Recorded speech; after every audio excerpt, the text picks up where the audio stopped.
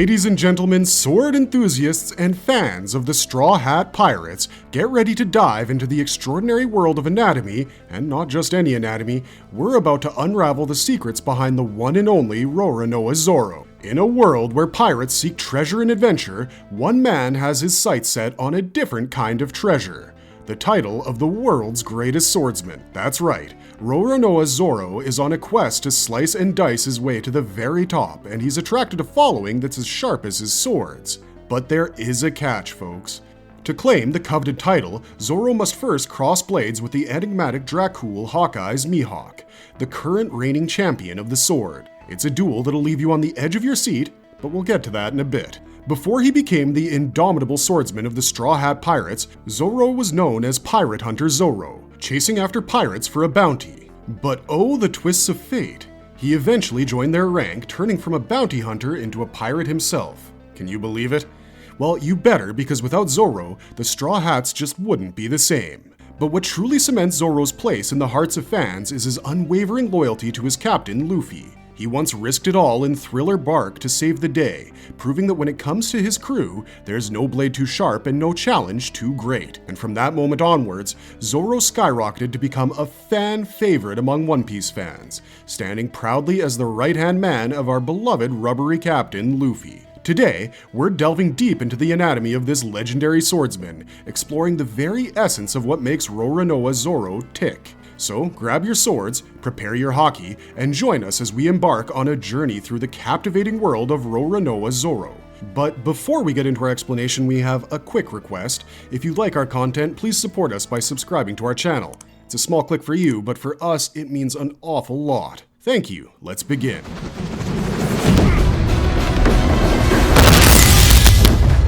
Why does he use a third sword? Let us meet the man with not one, not two, but three swords to his incredible name, Roronoa Zoro. You might be wondering why on earth anyone would willingly choose to juggle three sharp pieces of metal while attempting to defeat some of the most fearsome foes in the world of One Piece. Well, my friends, let me unravel the tale of Zoro's triumphant trio of blades. You see, Zoro's journey began in the East Blue, where he was born into a lineage that could cut through history like a katana through butter. With ancestors hailing from the enigmatic land of Wano, and a legacy that whispered the names of legendary samurai, young Zoro was destined for greatness. But it wasn't just destiny that sculpted him into the master of the three-sword style. No, it was his relentless pursuit of perfection and an unshakable dream. You see, Zoro started off with the conventional two-sword style. He was tough, no doubt, but he had one Achilles heel, a rival named Kuina who bested him in battle a whopping 2,000 times. Yeah, you heard that right, 2,000 times. That's enough defeat to make even a seasoned pirate throw in the towel. However, this defeat did not deter Zoro. It fueled his fire. He challenged Kuina for one more showdown, but this time with real swords. Even though he improved, he still fell short, and it was in this moment of frustration that they made a pact. Zoro vowed to become the world's greatest swordsman, not because he was a man, but because he was more skilled. A promise etched in the sharpest steel indeed. But destiny can be cruel, my friends. The very next day, Kuina met a tragic end in a tumble down some stairs. Zoro, left with the weight of her unfulfilled dream, took up her sword, Wado Ichimonji, and embarked on a journey to become the very best. And thus, the three-sword style was born, with one blade clenched between his teeth as a tribute to his fallen friend and a testament to his unyielding determination. So why does he use a third sword, you ask? It's not just about technique or showmanship, it is also about honoring a promise, carrying the dreams of two warriors, and slicing his way to the pinnacle of swordsmanship. It's about becoming the very best, like no one ever was. And Zoro, with his trio of blades, is cutting through the competition one enemy at a time.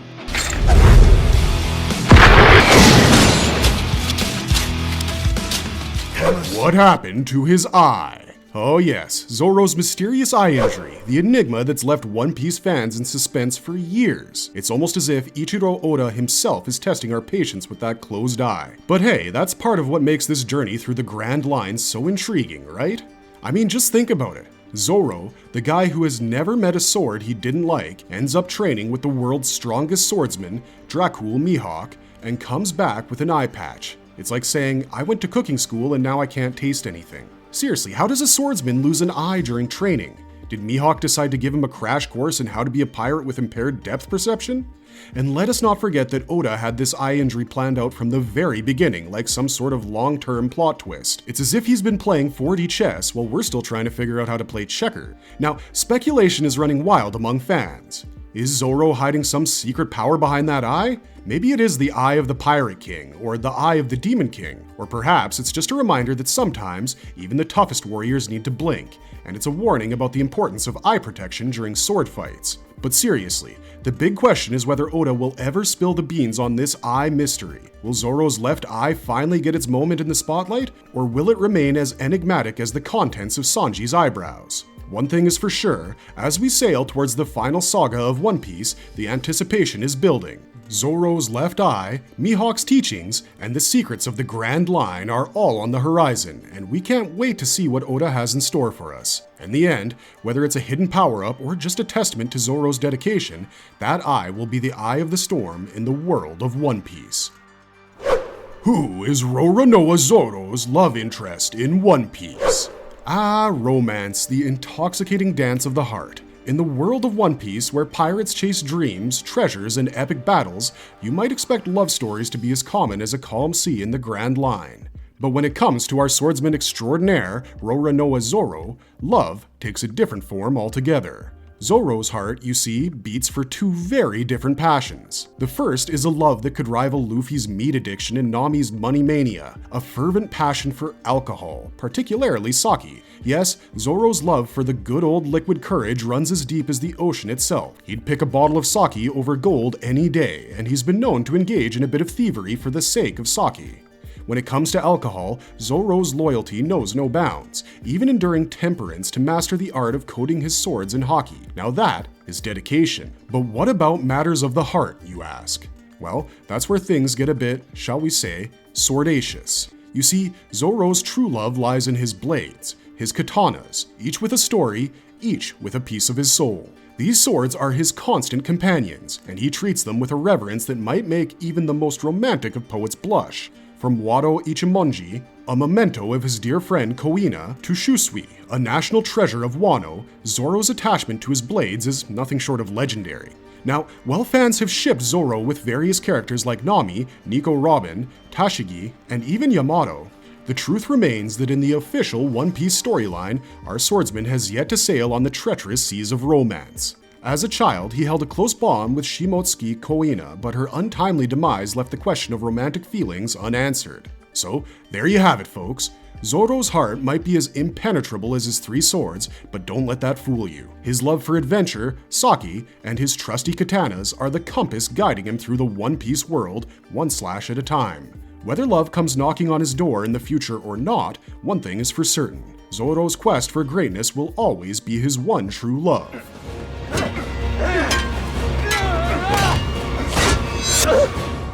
How many swords has he used in the One Piece series? Meet the man with more swords than a cutlery store on a Saturday sale. You might think that keeping track of all his blades is as tricky as navigating the Grand Line itself, but fret not, because we're here to guide you through the epic tale of Zoro's ever-evolving sword collection. From humble beginnings with unnamed dual katanas, Zoro embarked on his journey with not one, not two, but three swords by his side. These twin katanas, given to him by the Wano-born swordsmith Shimotsuki Kozaburo, were his trusty companions until they met their unfortunate demise at the hands of Dracul Mihawk, the world's strongest swordsman. Ouch. But don't worry, Zoro still had one ace up his sleeve, the legendary Wado Ichimonji. Wado Ichimonji, meaning straight line through the path of harmony, became Zoro's symbol of determination and tribute to his childhood friend Koina. It's a great grade, Owazamano katana, ranking among the finest swords in the world of One Piece. This sword,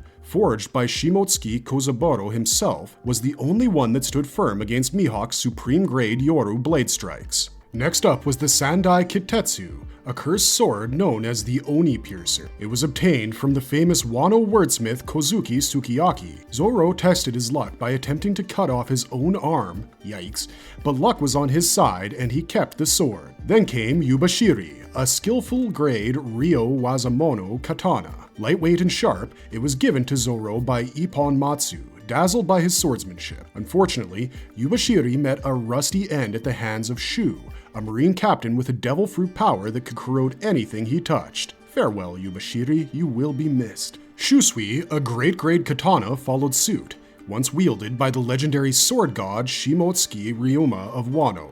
After a thrilling duel with Ryuma's zombie in Thriller Bark, Zoro claimed Shusui as his own. It temporarily replaced Yubashiri in his collection until it was returned to Ryuma's grave as a part of his deal with Kozuki Hiyori, who offered the powerful Enma in return. Enma, another great katana and once the property of Kozuki Oden, found its way into Zoro's hands in exchange for Shusui. This sword is known for its uncontrollable nature, as it discharges its owner's armament Haki in significant bursts. Zoro, ever the daring one, wields it with gusto, even managing to sever a portion of an island. Talk about firepower. And let us not forget the temporary swords that Zoro had borrowed, picked up, or wielded in dire situations. Johnny and Yosaku's swords, a random marine's cutlass, a seppuku blade, and Kamazo's scythe all had their moments in Zoro's skilled hands. Heck, he even used Sogeking, the sharp-shooting alter ego of Usopp, as an improvised blade during a sticky situation. Now that's thinking outside the box, or should we say outside the sword rack.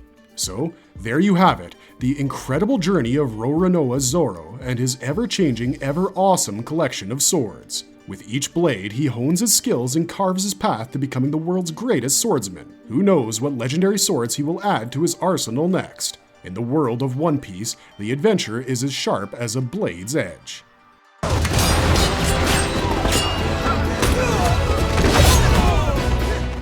How strong is Roronoa Zoro? Well, if it isn't the muscle-bound maestro himself, Roronoa Zoro, proving that real pirates don't skip arm day or leg day or any day for that matter. Zoro is strength incarnate, and I don't mean the bedtime kind. I'm talking about the kind that sends opponents flying across the Grand Line faster than you can say gomo gomo no ouch. This guy doesn't just lift weights, he practically bench presses entire buildings. Yes, you heard me right. In Arabasta, when most folks would call it a day after throwing a punch or two, Zoro casually decided to hoist up a collapsed building over his head like it was a stack of pancakes at a Sunday brunch. And then, just for kicks, he hurled it toward Mr. One. It's like watching a pirate-themed superhero on a day off. But wait, there's more. Zoro has a knack for tossing around people and objects that match his size and even surpass it. Need a heavyweight champion to carry a large stone cage with Luffy inside? Zoro has your back. Want to see him heave the fishman Hatchan over his shoulder like a ragdoll? No problemo. Heck, he even once lifted Usopp off the ground with one hand and swung him around like a human sword. Usopp must have felt like the world's weirdest knight in shining armor that day. Strength isn't just about lifting heavy things though. Zoro has plenty of finesse to go with that raw power. He's a master at using the hilts of his swords for non-lethal blows, and when he does, even a casual tap feels like a freight train. Two acrobatic Fuwas trying to get too friendly with Nami? Zoro uses his sword hilts like a pair of divine fly swatters. Need Chopper and Vivi to reach new heights? Zoro places his sword hilts under them and catapults them toward the sky like they're auditioning for a superhero team.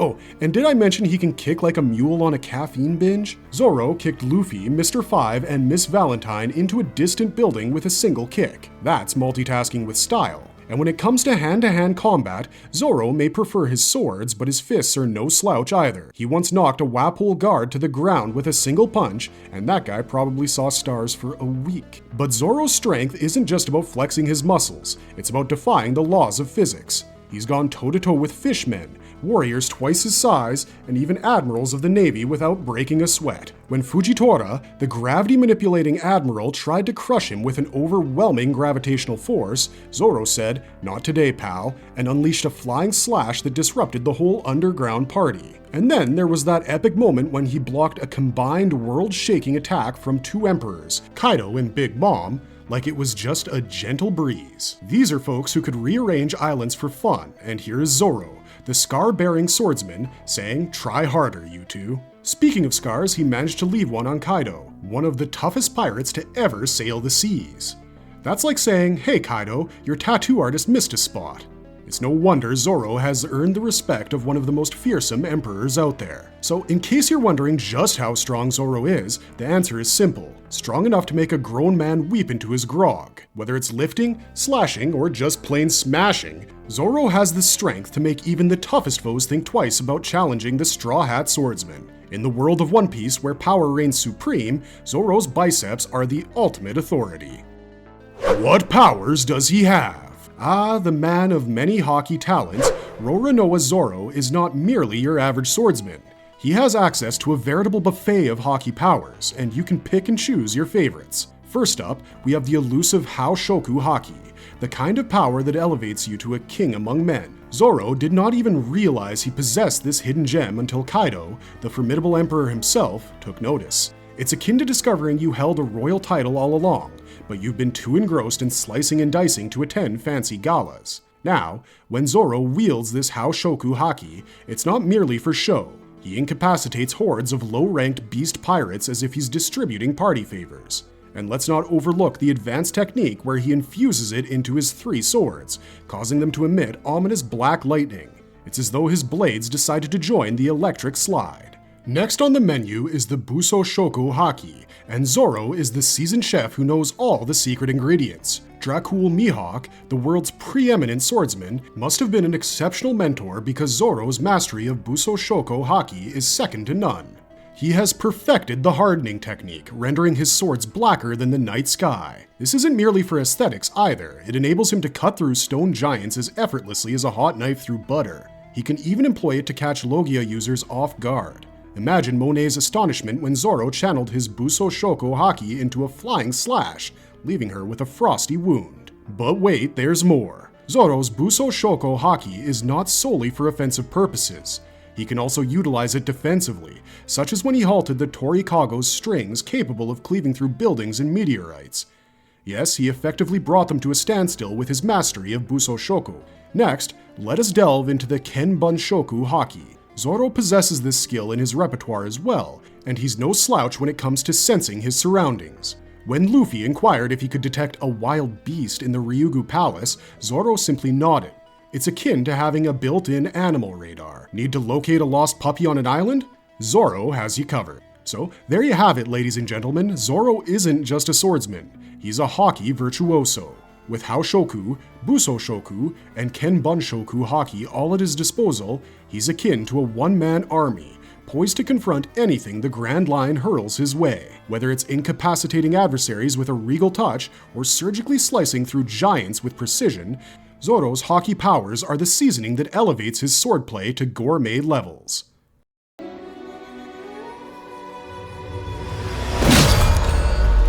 Is he immune to pain? The man who laughs in the face of pain and practically invites it over for tea. If there is one thing you can't deny about this guy, it's his superhuman levels of durability and endurance. Stabbed in the torso by Buggy? No problem, he simply keeps on swinging and lifting heavy cages. Kabaji tries to target his wound, Zoro decides to one-up him by opening it even wider. It's as if he's playing a game of how much pain can I endure today. But that's just the warm-up. When he fought Mr. One, he received a series of cuts that would make most people run for their lives. Did he back down? Of course not. He tore apart the pillar behind him, collapsing it like it was made of cardboard, and then went on to defeat Mr. One.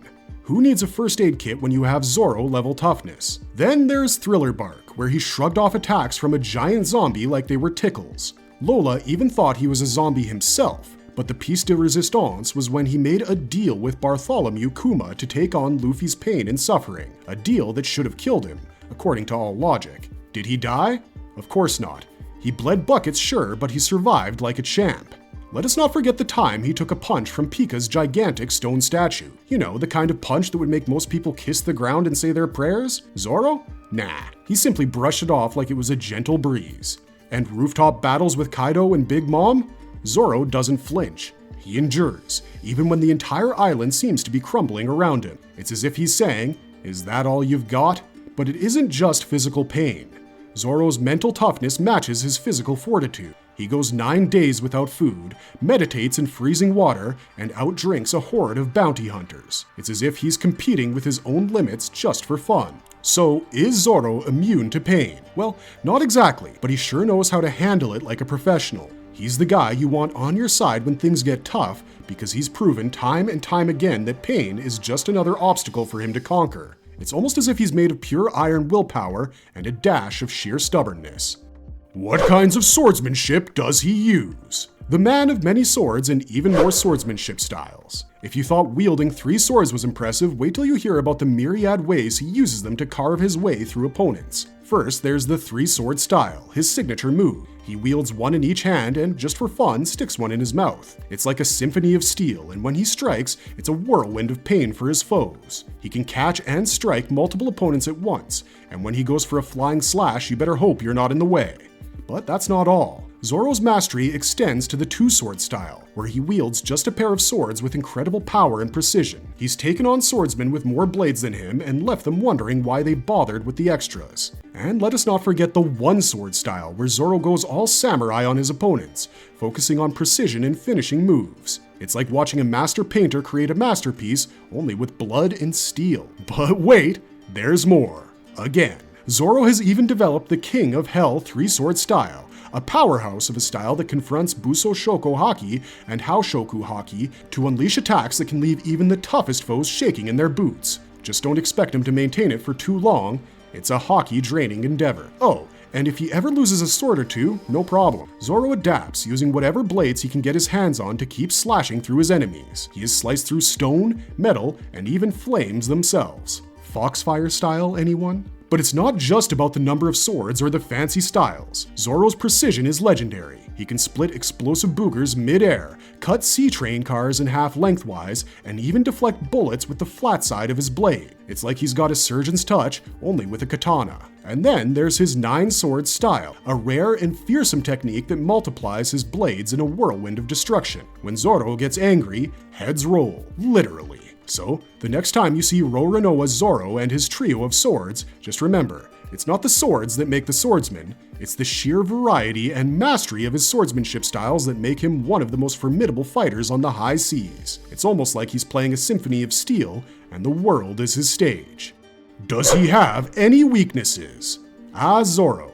The man with swords is sharp as his wit, but when it comes to a sense of direction, well, let's just say he's not winning any awards for navigation. One of his most prominent weaknesses? He's got a GPS system that is about as reliable as a rubber hammer. You see, when it comes to cardinal directions, Zoro might as well be reading a map upside down in a foreign language. Left, right, north, south, it's all just a jumbled mess in his head. In fact, I wouldn't be surprised if he thought up was another direction on the compass. If you ever find yourself in need of a guide, Zoro's not your guy. He's the kind of navigator who would take you on a scenic tour of the Grand Line and then call it a shortcut. Leave him unattended for even a moment and you might as well say goodbye because he'll be off on his own adventure, probably in the opposite direction of where you need to go. In Ini's lobby, he could not even understand basic directions to get to the courthouse roof. When Nami tried to guide him up the stairs, he ended up on a different set altogether. The man's sense of direction is so legendary that he decided to take the shortcut through floors, rather than bother with those pesky hallways. And we can't forget his trip to Odin Castle in Wano. All he had to do was sit on his steed and enjoy the ride. But no, he had to add his special touch of directional confusion and ends up wandering off into who knows where. So, when you're sailing the seas with Roronoa Zoro, remember to keep your map handy and your patience intact. His swords might be sharp, but his sense of direction, well, that's as blunt as a butter knife in a sword fight.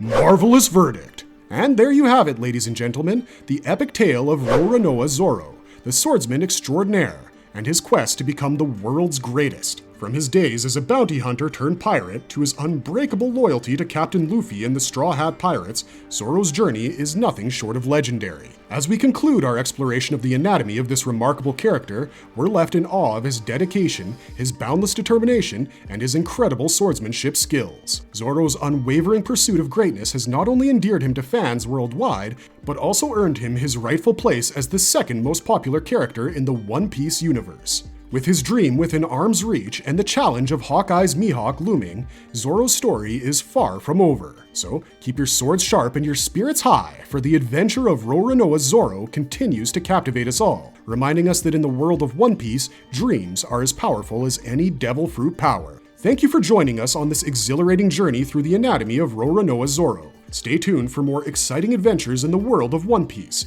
where the thrill of the high seas and the pursuit of dreams never cease. And if you liked our content, don't forget to leave a like and subscribe to us if you haven't already. Thanks for watching, stay safe out there, and we'll see ya on the high seas.